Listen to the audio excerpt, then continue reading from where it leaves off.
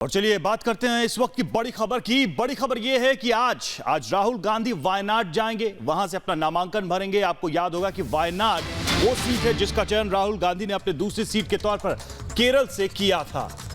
हालांकि वायनाड को कांग्रेस का गढ़ माना जाता है, यानी कि सुनिश्चित है जीत। ऐसे में अमेठी से डरे हुए राहुल गांधी वायनाड पहुंच गए हैं और वायनाड से इस बार लड़ने वाले हैं। 2 जगह से इस बार राहुल गांधी चुनाव लड़ेंगे। हार के डर से अमेठी भागे हैं राहुल। जी हाँ, सुबह 11 बजे राहुल गांधी अपना नामांकन दाखिल करेंगे। नामांकन से पहले राहुल गांधी रोड शो भी करेंगे।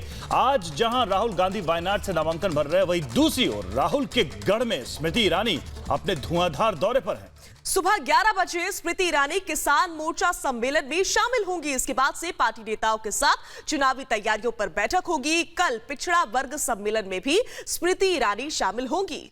अमेठी से टिकट मिलने के बाद से स्मृति ईरानी का यह पहला दौरा है। तो 2 तस्वीरें आपके टीवी स्क्रीन पर। एक तरफ अमेठी छोड़ वायनाड पहुंचे राहुल गांधी, वहां करेंगे आज नामांकन। वहीं दूसरी तरफ स्मृति ईरानी आज सभाएं करेंगी अमेठी में राहुल के गढ़ में।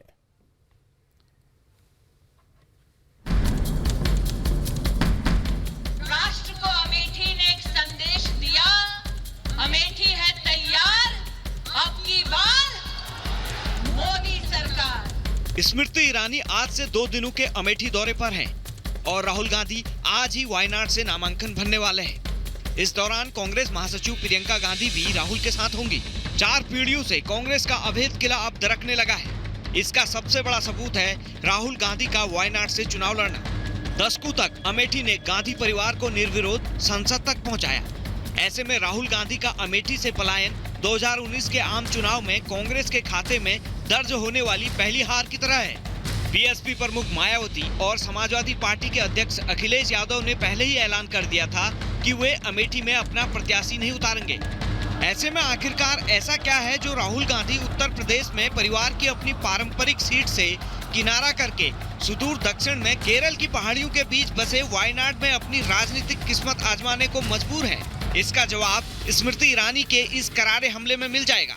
वो लोग जो सिर्फ विदेशों में भ्रमण करते थे, जब से मोदी चौकीदार बना देश का, अब गंगा मैया को याद करते हैं। बीते चुनाव में भी राहुल गांधी को स्मृति ईरानी से काफी कड़ी टक्कर मिली थी। 2014 के लोकसभा चुनाव में राहुल गांधी ने बीजेपी की ईरानी को 1,07,000 वोटों से हराया था, जबकि आमतौर पर गांधी परिवार की जीत का अंतर 5 लाख वोटों से ज्यादा का रहता था।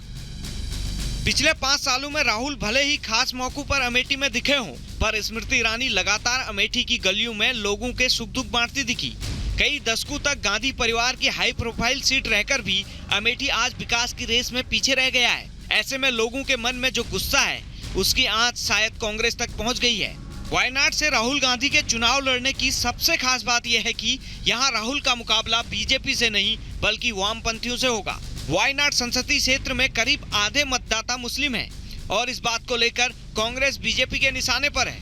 उनकी अमेठी से वायनाड की लंबी यात्रा ने एक बात साफ साफ कर दिया है कि राहुल गांधी खुद भी डर गए और सुरक्षा चाहते हैं, और वो भी सुरक्षा ऐसी इतने मजबूरी में है कि उन्हें एक माइनॉरिटी डोमिनेटेड सीट पर ही सुरक्षा का आश्वासन दिखाई पड़ता है। राहुल गांधी के बचाव में उतरी कांग्रेस ने दलील दी है कि कार्यकर्ताओं की मांग पर कांग्रेस अध्यक्ष ने वायनाड से चुनाव लड़ने का फैसला किया है। लेकिन कांग्रेस इस सच्चाई को नहीं छिपा सकती कि अमेठी में उसकी जमीन खिसक चुकी है। पूरे देश में कांग्रेस बीजेपी को रोकने के लिए चुनावी अखाड़े में उतरने की तैयारी में है। ऐसे में अपने घर में राहुल गांधी का ऐसा हाल देखकर चुनावी हवा की दिशा का अंदाजा लगाना मुश्किल नहीं है।